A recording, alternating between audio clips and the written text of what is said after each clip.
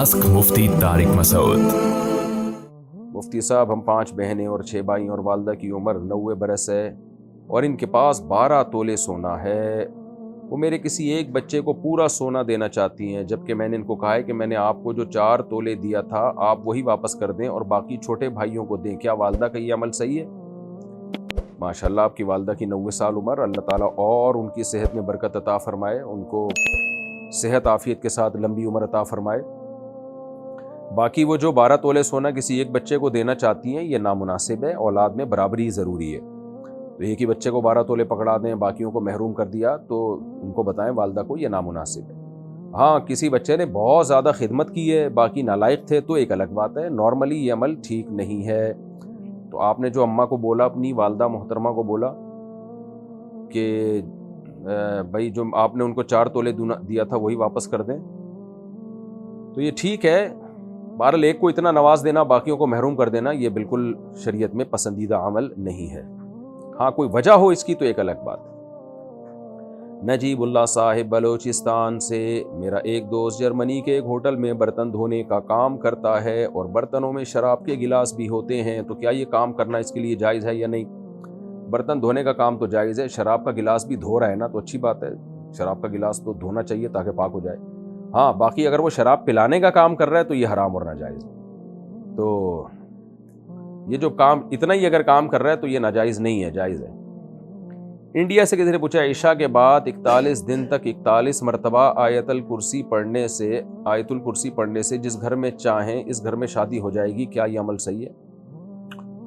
अगर ये अमल सही होता तो बहुत से लोगों के दिल के अरमा आंसुओं में ना बहते और दूसरों के बच्चे उनको मामू ना कहते। तो अगर ये ऐसा ही होता ना, तो लोग धड़ाधड़ी अमल कर रहे होते, अपनी पसंद की शादियां कर रहे होते। तो इसके कोई सबूत नहीं है मेरे भाई। अल्लाह से दुआ मांगा करो, सूरह फुरखान के आखिरी रुकू में ये वाला वजीफ़ा पढ़ लिया करो अगर वजीफ़ा पढ़ना ही है। रब्बना हब लना मिन अज़वाजिना व ज़ुर्रियातिना क़ुर्रता अयुन वजअलना लिलमुत्तक़ीना इमामा।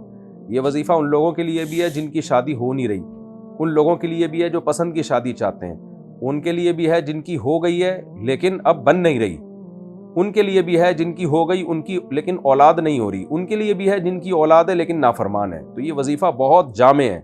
रब्बना हब लना मिन अज़वाजिना व ज़ुर्रियातिना क़ुर्रता अयुन वजअलना लिलमुत्तक़ीना इमामा। तो इसका विर्द किया करें और ट्राई भी करें, खाली वजीफे ना पढ़ें, ट्राई भी तो करें ना। और जब रिश्ता लेने जाएं तो चाय में बिस्कुट डुबो के मत खाएं, यानी कोई ऐसा काम ना करें जिससे रिश्ता टूटने का चांस हो। और चीनी में और जब चाय पिए तो चीनी ना डालें, क्योंकि जो अक्सर जो मालदार लोग होते हैं और एजुकेटेड, उनको शुगर भी होती है, ज़हन में रखें। बाज़ लोग रिश्ता लेने जाते हैं, भर भर के चीनी डाल रहे होते हैं, वो समझ जाते हैं पेंडू आदमी है ये। तो ये थोड़े से एटीट्यूड इस्तेमाल करने पड़ते हैं, और जो वजीफ़ा पढ़ना है तो वो पढ़ लें जो मैंने आपको बताया, तो इससे हो जाएगा इंशाअल्लाह। मुफ्ती साहब, मेरे वालिद साहब की तबीयत बहुत ख़राब है, क्या मैं इनको छोड़कर तबलीग में जा सकता हूँ? तबीयत ख़राब है तो कोई केयर करने वाला है या नहीं है? अगर केयर करने वाला नहीं है तो फिर आप नहीं जा सकते। नबी सल्लल्लाहु अलैहि वसल्लम ने एक सहाबी रसूल को जिहाद में जाने से रोक दिया था माँ बाप की खिदमत की वजह से। तो अगर आपके वालिद की खिदमत करने वाला कोई और नहीं है तो फिर आपके लिए तबलीग वाले ख़ुद भी नहीं जाने देंगे आपको। अगर आप उनको बताएंगे ना वालिद साहब की तबीयत ख़राब है, तो तबलीग के अकाबिर ख़ुद ही रोक देंगे आपको, वो भी नहीं जाने देते। अलबत्ता अगर आपके वालिद की खिदमत के लिए कोई दूसरी औलाद मौजूद है और आपके जाने से उनको कोई नुकसान का ख़तरा नहीं है तो फिर जा सकते हैं। क्या लड़की किसी नामहरम को दीन की नसीहत कर सकती है? जवान लड़कियों के लिए किसी नामहरम से फ्री होना जायज़ नहीं है। बाकी कोई ज़रूरत पड़ जाए कहीं तो फिर नसीहत कर सकती है, कर ही रही होती है नसीहतें। आप देखें कहीं ना कोई भी मर्द उल्टा काम करता है तो ख़वातीन समझा देती हैं, इंसान के बच्चे बनो, क्या कर रहे हो। तो इस तरह तो ठीक है, कोई भी अगर कोई आपको लगा कि भाई उस वक्त कोई काम गलत हो रहा है, लेकिन नॉर्मली जो वाज़ो नसीहत है वो नामहरम लड़कियां नामहरम लड़कों को ना करें। क्योंकि फेसबुक पे लड़के लड़कियां दोस्तियां लगाते हैं और कहते हैं हम एक दूसरे को समझा रहे हैं, एक्चुअली नमाज़ पढ़ा करो। वो भाई समझाने के लिए आदमियों के लिए हैं, लड़कियां लड़कियों के लिए हैं, तो आप फ्री ना हो। तो इसलिए ये काम इससे इज्तिनाब करना चाहिए। अगर वालिद का पैसा हराम है और वो हमें कारोबार दें तो इसमें मुझे या वालिद को क्या करना होगा? भाई अगर पैसा हराम है तो उस कारोबार से जो पैसा आएगा वो भी हराम होगा। अगर वालिद हराम कमाई का पैसा आपको दे रहे हैं तो ना लें वो पैसा, मोहब्बत से वालिद साहब को वापस कर दें। میرے والد نے والدہ کی وفات کے 4 دن بعد دوسری شادی کر لی اور ہم 4 بہن بھائیوں کو چھوڑ کر اور ہمارا گھر اور ہمارے پیسوں سے لیا گیا پلاٹ بھی دوسری بیوی کے نام کر کے سب چھوڑ کر چلے گئے۔ اس صورت میں ہمیں کیا کرنا چاہیے؟ سب لوگ کہتے ہیں کہ تمہارا باپ ہے تو اس کو خرچہ دو اور خود اس سے جا کر بات کرو، اور اسلام یہ بولتا ہے کہ چاہے باپ غلط ہو تب بھی اس کو جا کے پوچھو۔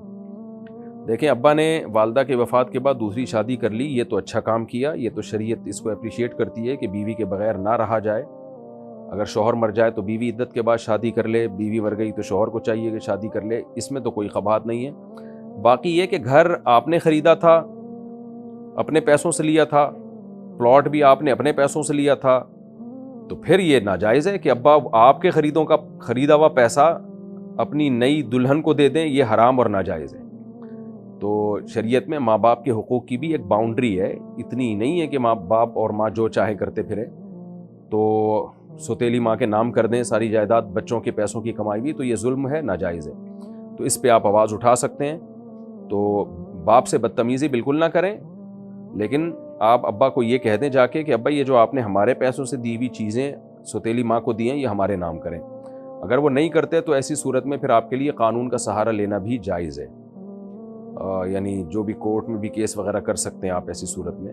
نہ کریں تو پھر آپ کی مرضی ہے، بہرحال یہ ہے ناجائز۔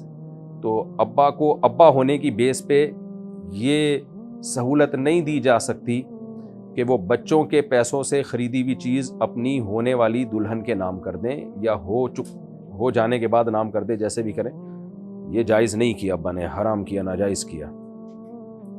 باقی اسلام یہ بولتا ہے کہ چاہے باپ غلط ہو تب بھی اس کو جا کے پوچھو، تو پوچھنا تو پڑے گا، ظاہر ہے ابا کی رسپانسبلٹی آپ ہی کی ہے، تو ان کی خیریت معلوم کرتے رہیں، ان سے قطع تعلق جائز نہیں ہے۔ البتہ اپنا حق آپ ان سے لیں، جو ناجائز کام انہوں نے کیا اس میں آپ کسی بھی طرح سے حق لے سکتے ہیں، تو وہ لینے کی آپ کو شریعت میں اجازت ہے، قانونی طریقے سے یا کسی بھی طریقے سے آپ لے سکتے ہیں۔ قطع تعلق ایک الگ چیز ہے، بد اخلاقی ایک الگ چیز ہے، اپنا حق وصول کرنا ایک الگ چیز ہے۔ تو اگر وہ دباؤ ڈال کے حق لے سکتے ہیں تو دباؤ ڈالنا بھی آپ کے لیے جائز ہے۔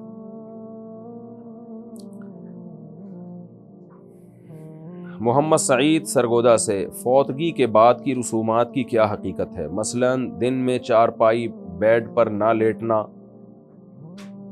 اٹھنا یا بیٹھنا، زمین پر بیٹھنا، اور فروٹ، حلوہ یا دودھ پر دعا پڑھ کر بچوں کو دینا، یہ سب ناجائز رسومات ہیں بھائی۔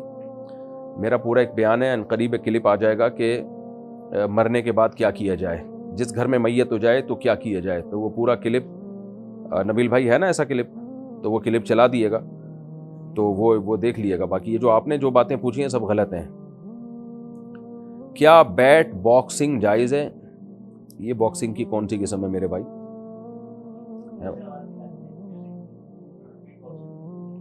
بیٹ باکسنگ، اچھا، میوزک کی منہ سے آواز نکالتے ہیں۔